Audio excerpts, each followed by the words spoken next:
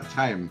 I mean, Benjamin Wolf looked at the Hopis. They don't have a time conception, but they can cope with it, but in a very different sense. Namely, whether you are prepared for it and for the kind of consequences that come. So we in English language, we don't have a time concept. We have a before and after, past tense, future tense. So these are all, as Joe that said, cultural conceptions. To make that into a very continuum, I think what you didn't say, the clock was probably the most important invention to do that, because it's kind of designed to be continuous. But that's are all social constructions. Yeah, thank you. It's very useful. Do you have a moment to talk about really back things that we left last time? I mean, I had prepared at that time some consequences to talk about conversation, and the conversation where in some sense we couldn't finish this. So and well, that is now, and I mean, conversations is just a conversation means actually it makes it first of all a noun, which is kind of bad, but there is a process, and the process is turning verses, creating verses, different alternatives, and con means together. Well, what I'm interested in is actually to look at conversations and their pathologies. That means what erodes them. And so I hope that we could I could make this I wanted to make it the PowerPoint presentation. Okay, I'm not getting there. I'm showing this whole thing. I wanted to do it in steps. I can do F5. F5. I would like to see it as a slideshow. That's it. But it just doesn't seem to work. Very odd. Okay. Now it doesn't matter. I had these 7 points. The first one, I think, to me is an organization is face-to-face. That means you cannot really expand it to beyond many people. And it is autonomous in the sense that every participant participates in making the rules. There are no rules. It's all consent. So in the violations of it, it's when, for example, participants assume the role of a manager, of someone who determines who speaks, or when particular problems are imposed and saying, this is what we have to talk about. And there are a limited number of participants, but they can be extended by technological means, but then it rules actually to something very different. My second point is actually that every participant takes turns listening, responding, and acting, and with respect to each other. But there are violations which are so common, namely when someone privileges their own discipline and imposes then on everyone else and cannot basically listen to other perspectives. And so I think insisting of being correct is not really something that will encourage conversation. It does something different. Or when dismissing someone as irrelevant to the conversation. The third point is actually that meanings are not in the dictionary. Meanings are not in someone's mind, but are the result of responses that come about, and it affects the consent. So if I'm saying something, whatever I'm saying, it makes no sense unless I see what other people respond, and there may be a discussion to determine it with it. So I think conversations require this kind of response to response to response, and not a dictionary definition. And the meanings is what is said in response, and at least, that is the third one, that it's always in response to something. And now when someone says, well, that is not true, well, then in some sense it goes outside the sequence and look through dictionaries or literature that nobody has access to, at least in the conversation. And that ruins, if we're also a conversation. And refusing to consent because the other person is whatever.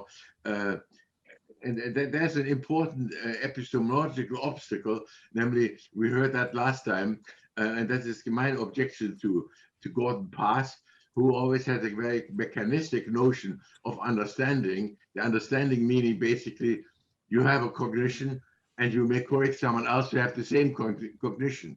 That's, of course, not establishable, but there is something like consent, whereby one doesn't know what the other person really has in mind. But I'm saying actually somewhat nasty, but right.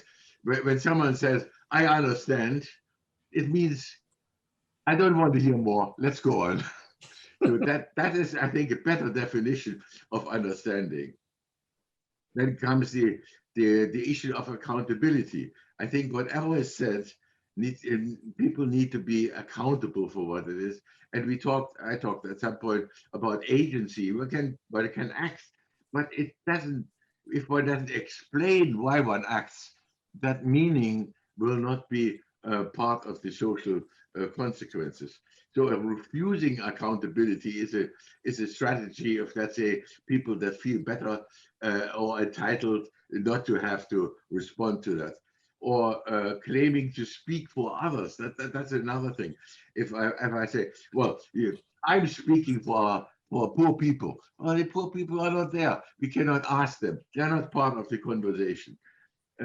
So that, I think, is an important piece of understanding conversation, in my opinion. And that is the accountability issue. And then comes the issue of participants see themselves as contributors to whatever the joint interactive construction of reality. Reality meaning kind of coordination that people are engaged in. And I think the typical violations is when one conceives oneself as in a debate where one beats the other one or has to succeed, or when taking exclusive credit for the result of the conversation. I think a good conversation is not really about individual contribution, but what is jointly accepted or jointly emerged.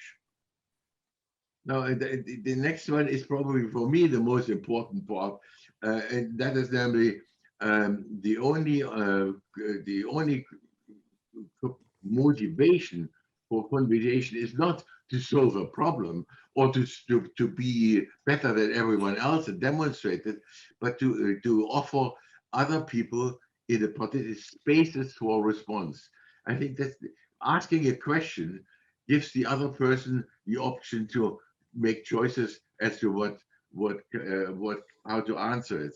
And so the giving spaces, I think, is really the motivation, and experience these spaces that one cannot really come to one's own conclusion. So I think that this is to be important. And I think what I call a genuine conversation has actually no stopping rules. There is no final point. Now, for human beings, of course, at some point you have to do something else, but a conversation could, in principle, be always continued. And finally, I think that maybe that is what we should perhaps more talk about. To me, conversations are, first of all, irreversible. They never repeat. They are fastest evolutionary processes where I know when someone offers something, someone else builds on it, it is continuing.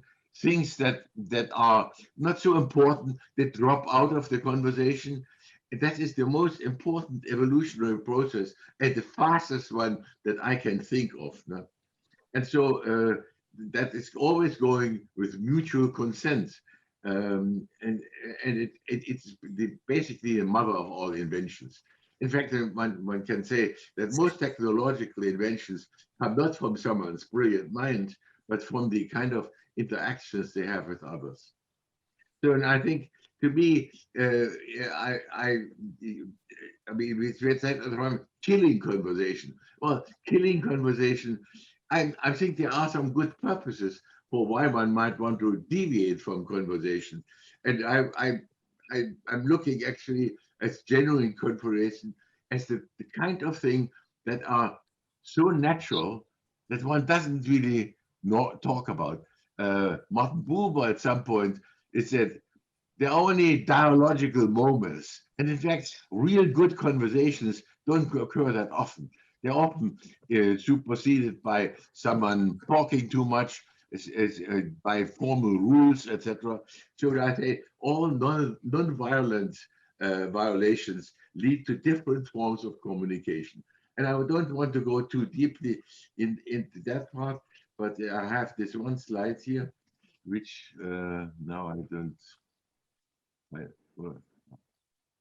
find my cursor. Then here it is. The last one, your number 5. Yeah, but that's what I wanted to say. So then I think, to me, genuine conversation is so natural, as I said, that we hardly can have a good theory. In fact, as soon as we have a good theory, we have ruined the conversation. But there are lots of constraints that are systematically wrote in something else. There are, for example, the constraints of being mediated by technology, which eliminates certain kinds of things that we cannot see. Or what we do here is in the discussion group, there are lots of things, elements that we don't experience in good conversations, but there's lots of resemblance, lots of things taken over. Or when certain formal rules are employed, like something is being defined as a lecture, that means that there is someone designated to talk and everyone else is asked to listen. And then comes a whole range of what I call discourse, which is practiced in larger communities and with different kind of aims, different kind of artifacts. The literary discourse, scientific discourse, legal discourse, feminist discourse, and public discourse. These are all different kinds of manners of conversation in which there are rules that needs to be followed in order to be in it. And then comes the issue of institutionalization of recurrent practices. And that is when well, for example, systems, cybernetic systems take over certain routine features that should not be, or that it's a waste of time, like it's flashing the toilet, you don't need to put the water always in there, or going to a Mac machine, which you can do for 24 hours. And this is in a robot, if you want, of a bank person. And then comes issue of computational age, which we use extensively. And ultimately, it's issue of completely automated systems, which like high-speed stock exchange systems, which we have once instituted, we have hardly any control, and they do a lot of things for us. So I wanted to say only that to me, a conversation is really the beginning or the most basic form of human communication, and everything else has purposes, understandably. And I'm not saying that we should constantly go into conversation, but we should realize that when we are in a conversation, we realize when something goes wrong, when someone talks too much, when someone refers to someone else as a certain kind and expects the other one to conform, thereby limiting the number of options they have to respond. Anyway, so that's what I wanted to add last time, and I don't know whether that helps. I want to thank all 4 presentations, because we're moving along to what is a cybernetic methodology. And the methodology is what will distinguish us as a science or just as a footnote. And today, I really appreciate the concept of language is a tool making in action. The idea is that you're creating not just human-centric, but system-centric thinking that requires a methodology far beyond the analytic reductionist science. And I'm a cultural anthropologist. I specialize in cognitive archaeology, trying to go back in history and looking at the entanglements and the possibilities. And what really hit me today was the concept of all these possibilities that were before, and that we just happen to be one manifestation of that trajectory, of that pathway. But we need to look at those pathways because they can become pathological. And so the tool of cybernetics and this idea of going back in history to look at junctures, pivot points, roadblocks, and what is the evolutionary pathway? Because the concern of cybernetics is, how do we work between the boundaries that we set between our internal cognitive structures and the external world? I mean, they just came out today, or this past week, with studies on whales and how whales communicated during the whaling ages, and that reduced them because they had to change their strategies. And they would then move upwind from the sailing ships, because the way they worked before was to pool together against the orcas, the killer whales. Their communications dealt with the interface with the outside world. We are not interfacing with the outside world. We deal with smart things with our own cognitive structures, our own anthropomorphic, and not the intelligent structures that go beyond the boundaries of me and mine. John, Fraser, Mark, do you have your concluding remarks?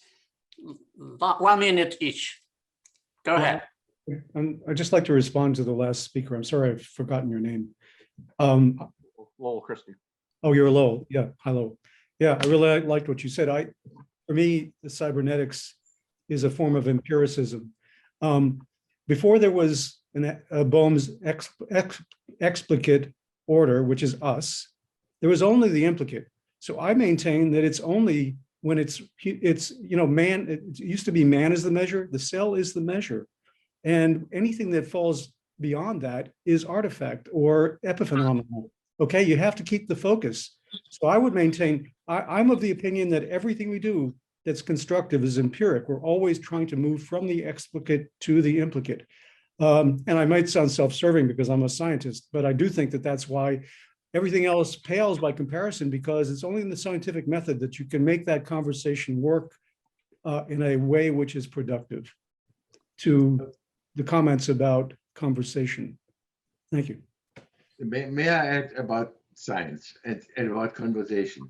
I think what scientists often ignore is, in fact, the communication among scientists, which create, in fact, these artifacts that are then explaining things.